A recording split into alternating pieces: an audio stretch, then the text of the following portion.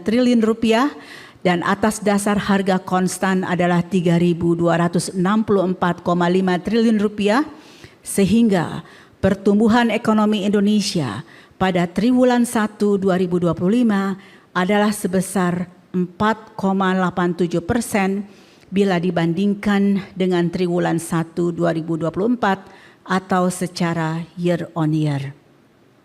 Bila dibandingkan dengan triwulan 4 2024 atau secara Q2Q, ekonomi Indonesia terkontraksi sebesar minus 0,98%. Selanjutnya, saya akan menyampaikan perkembangan ekonomi Indonesia sejak triwulan 1 2021 sampai dengan triwulan 1 2025. Secara Q2Q, pertumbuhan ekonomi triwulan 1 2025 ini sejalan dengan pola yang terjadi di tahun-tahun sebelumnya. Di setiap kuartal +1 itu relatif selalu lebih rendah dibandingkan dengan kuartal keempat tahun sebelumnya. Secara year on year, ekonomi triwulan 1 2025 yang tumbuh sebesar 4,87% dibandingkan triwulan yang sama tahun sebelumnya. Pertumbuhan ini relatif lebih rendah dibandingkan dengan triwulan 1 2024 yang tumbuh 5,11%. Selanjutnya, pada bagian ini saya akan menyampaikan pertumbuhan ekonomi triwulan 1 2025 dibandingkan triwulan 1 2024 secara year on year. Pertama adalah dari sisi lapangan usaha. Pada triwulan 1 2025 secara year on year, seluruh lapangan usaha tumbuh positif kecuali lapangan usaha pertambangan. Lapangan usaha utama yang memberikan kontribusi besar terhadap PDB adalah industri pengolahan, perdagangan, pertanian, konstruksi, dengan total kelima lapangan usaha tersebut mencapai 63,96% terhadap PDB. Kemudian saya akan menyampaikan beberapa highlight dari pertumbuhan ekonomi Indonesia triwulan 1 2025 untuk sisi lapangan usaha yang tumbuh tinggi atau memberikan kontribusi terhadap pertumbuhan ekonomi triwulan 1 2025, yaitu pertama adalah sektor pertanian, tumbuh double digit sebesar 10,52%.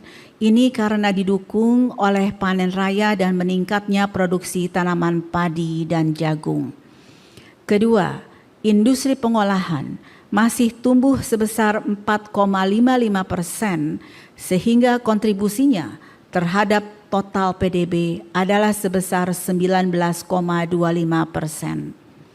Ketiga, transportasi dan pergudangan tumbuh 9,01% yang memberikan kontribusi ke PDB sebesar 6,08%. Kemudian ada juga jasa lainnya yang relatif tumbuh tinggi karena ditopang oleh meningkatnya jumlah perjalanan wisatawan Nusantara dan kunjungan wisatawan mancanegara selama triwulan 1 2025. Di sisi lain, lapangan usaha pertambangan terkontraksi sebesar 1,23% disebabkan oleh pertambangan batubara dan lignit yang mengalami kontraksi 0,91% sejalan dengan menurunnya permintaan di pasar internasional, dan juga pertambangan biji logam terkontraksi 11,83% akibat adanya pemeliharaan besar yang direncanakan pada tambang tembaga dan emas di Papua Tengah. Bapak Ibu yang saya hormati, jika dilihat dari sumber pertumbuhan pada triwulan 1 2025, lapangan usaha pertanian menjadi sumber pertumbuhan terbesar, yaitu sebesar 1,11%. Selain itu, pertumbuhan ekonomi ini juga ditopang oleh lapangan usaha yang memberikan andil terhadap pertumbuhan ekonomi, yaitu industri pengolahan yang memberikan sumber pertumbuhan sebesar 0,93%, perdagangan dengan sumber pertumbuhan 0,66%, dan informasi dan komunikasi yang memberikan sumber pertumbuhan sebesar 0,53%. Selanjutnya, Bapak Ibu, saya akan menyampaikan penjelasan yang lebih rinci tentang perkembangan pertumbuhan untuk beberapa lapangan usaha. Pertama, pertanian tumbuh didorong oleh adanya panen raya, meningkatnya produksi pertanian, serta meningkatnya permintaan domestik. Tanaman pangan tumbuh 42,26%, ditopang oleh panen raya padi dan jagung serta peningkatan produksi komoditas tersebut. Kedua, peternakan tumbuh 8,83%, sejalan dengan peningkatan permintaan domestik untuk daging dan telur, terutama saat Ramadan dan menjelang Idul Fitri. Kemudian selanjutnya adalah industri pengolahan tumbuh didorong oleh permintaan domestik dan juga permintaan luar negeri, di mana industri pengolahan yang tumbuh relatif tinggi antara lain adalah industri makanan dan minuman tumbuh 6,04% yang ditopang oleh permintaan selama Ramadan dan Idul Fitri serta peningkatan aktivitas industri penggilingan padi dan beras. Kedua, industri logam dasar tumbuh 14,47%, sejalan dengan peningkatan permintaan luar negeri untuk logam dasar khususnya besi dan baja, dan hal ini juga seiring dengan program hilirisasi yang didorong oleh pemerintah. Ketiga, industri kulit, barang dari kulit dan alas kaki tumbuh 6,95% karena didorong oleh peningkatan permintaan domestik serta peningkatan ekspor. Berikutnya adalah lapangan usaha transportasi dan pergudangan yang tumbuh seiring dengan adanya momen libur Hari Besar Keagamaan. Pertumbuhan ini didorong oleh peningkatan mobilitas masyarakat selama periode libur Tahun Baru, Nyepi, Ramadan dan Idul Fitri. Kemudian peningkatan aktivitas pengangkutan dan pengiriman barang melalui jasa ekspedisi dan kurir juga mendorong dan memberikan kontribusi terhadap tumbuhnya lapangan usaha transportasi. Berikutnya adalah lapangan usaha penyediaan akomodasi dan makan minum yang tumbuh melambat, terutama karena lapangan usaha akomodasi mengalami kontraksi sebesar minus 0,48%, namun lapangan usaha makan minum tetap tumbuh tinggi sebesar 7,21%. Menurunnya kinerja lapangan usaha akomodasi juga tercermin dari menurunnya tingkat penghunian kamar atau TPK baik hotel bintang maupun non-bintang. Berikutnya adalah dari sisi pengeluaran.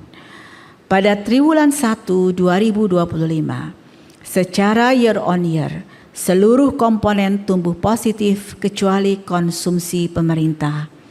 Komponen pengeluaran yang memberikan kontribusi terbesar terhadap PDB adalah konsumsi rumah tangga dengan kontribusi sebesar 54,53% dan tumbuh 4,89%, disusul PMTB yang kontribusinya 28,03% namun tumbuh melambat 2,12%. Komponen pengeluaran yang tumbuh tinggi adalah pertama, ekspor, didorong oleh kenaikan nilai ekspor non-migas dan kunjungan wisatawan mancanegara. Kemudian konsumsi rumah tangga juga tumbuh tinggi karena didorong oleh adanya liburan serta momen Ramadan dan menjelang Idul Fitri di akhir bulan Maret 2025. Di sisi lain, konsumsi pemerintah terkontraksi 1,38%, terutama kalau kita bandingkan secara year on year. Triwulan pertama tahun ini kalau kita bandingkan dengan triwulan pertama tahun lalu, di saat triwulan pertama tahun lalu ada belanja pemerintah yang cukup besar, terutama untuk pemilihan umum. Jadi di tahun lalu ada pemilu, di tahun ini tidak ada pemilu. Itu salah satunya. Kedua, berikutnya adalah kita akan lihat dari sumber pertumbuhan untuk sisi pengeluaran pada triwulan 1 2025. Konsumsi rumah tangga masih menjadi sumber pertumbuhan terbesar, yaitu memberikan kontribusi sebesar 2,61%. Selain itu, pertumbuhan ekonomi triwulan 1 2025 juga ditopang oleh komponen PMTB dengan sumber pertumbuhan 0,65% dan net ekspor dengan sumber pertumbuhan 0,83%. Sementara itu, konsumsi pemerintah memberikan sumber pertumbuhan sebesar minus 0,08%.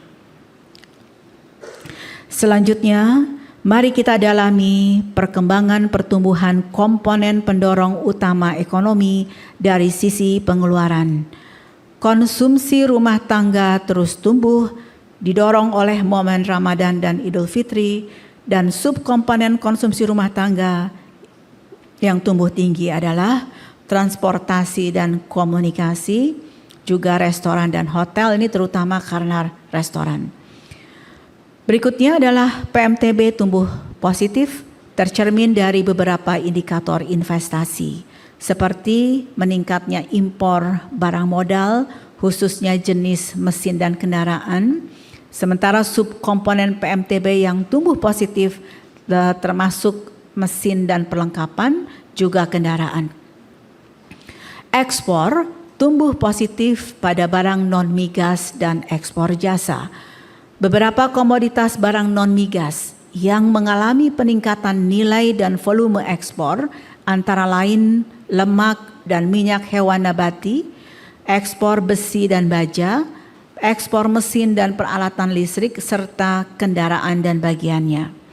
Pertumbuhan ekspor jasa juga disebabkan oleh meningkatnya kunjungan wisatawan mancanegara ke Indonesia, terutama selama momen libur awal tahun. Berikutnya adalah pertumbuhan ekonomi triwulan 1 2025 secara year on year dari segi spasial. Ekonomi triwulan 1 2025 ini tumbuh positif di seluruh wilayah. Kontribusi Pulau Jawa terhadap PDB adalah sebesar 57,43%, diikuti oleh Pulau Sumatera sebesar 22,14%. Pertumbuhan ekonomi di Pulau Jawa dan Sulawesi berada di atas pertumbuhan ekonomi nasional, di mana Pulau Jawa tumbuh 4,99%, sementara Pulau Sulawesi tumbuh sebesar 6,40%, yang merupakan pertumbuhan tertinggi dibandingkan dengan wilayah-wilayah lainnya. Selanjutnya adalah sumber pertumbuhan ekonomi menurut pulau. Sumber pertumbuhan utama Pulau Sumatera adalah industri pengolahan, pertanian, dan perdagangan. Kemudian, provinsi yang memberikan sumber pertumbuhan ekonomi tertinggi di Pulau Sumatera adalah Sumatera Utara dengan andil pertumbuhannya sebesar 1,09%. Sumber pertumbuhan utama untuk Pulau Jawa adalah industri pertanian, perdagangan, dan informasi komunikasi. Provinsi yang memberikan sumber pertumbuhan ekonomi tertinggi di Pulau Jawa adalah DKI Jakarta dengan andil pertumbuhannya 1,40%. Sumber pertumbuhan utama untuk Pulau Bali Nusra adalah pertanian, administrasi pemerintahan, dan perdagangan. Sementara itu, provinsi yang memberikan sumber pertumbuhan ekonomi tertinggi di kawasan Bali Nusra adalah Provinsi Bali dengan andil pertumbuhannya sebesar 2,59%. Selanjutnya, untuk sumber pertumbuhan utama di Pulau Kalimantan adalah industri pengolahan, perdagangan, dan pertanian. Kemudian untuk Pulau Sulawesi adalah sektor pertanian, industri pengolahan, dan perdagangan. Untuk Pulau Maluku dan Papua, sumber pertumbuhannya berasal dari industri pengolahan, perdagangan, dan administrasi pemerintahan. Sementara itu, provinsi yang memberikan sumber pertumbuhan ekonomi tertinggi di kawasan Pulau Maluku dan Papua adalah Maluku Utara dengan andil pertumbuhan 5,02%. Sebagai ringkasan dari pertumbuhan ekonomi triwulan 1 2025 adalah sebagai berikut. Pertama, ekonomi Indonesia pada triwulan 1 2025 tumbuh sebesar 4,87% secara year on year. Kedua, dari sisi produksi, penyumbang utama pertumbuhan ekonomi Indonesia pada triwulan 1 2025 adalah pertanian, industri pengolahan, dan perdagangan. Hal ini sejalan dengan adanya panen raya padi dan jagung serta peningkatan aktivitas produksi terutama pada saat bulan Ramadan dan menjelang Idul Fitri. Ketiga, dari sisi pengeluaran, penyumbang utama pertumbuhan ekonomi triwulan 1 2025 adalah konsumsi rumah tangga dan ekspor.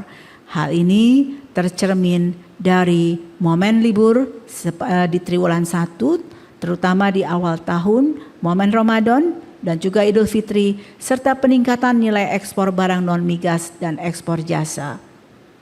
Keempat, dari sisi produksi, pertumbuhan tertinggi dicapai oleh lapangan usaha pertanian, sementara dari sisi pengeluaran, pertumbuhan tertinggi dicapai oleh komponen ekspor. Pada triwulan 1 2025, wilayah Jawa dan Sulawesi tumbuh di atas pertumbuhan ekonomi nasional. Pada bagian kedua, saya akan mengumumkan keadaan ketenagakerjaan Indonesia untuk kondisi Februari 2025. Pertama, saya akan menyampaikan struktur ketenagakerjaan Indonesia pada bulan Februari 2025 berdasarkan hasil Sakernas Februari 2025. Pada bulan Februari 2025 terdapat 216,79 juta penduduk usia kerja. Jumlah tersebut meningkat sebanyak 2,79 juta orang jika dibandingkan dengan Februari 2024. Perkembangan penduduk usia kerja dibandingkan Februari tahun lalu adalah sebagai berikut.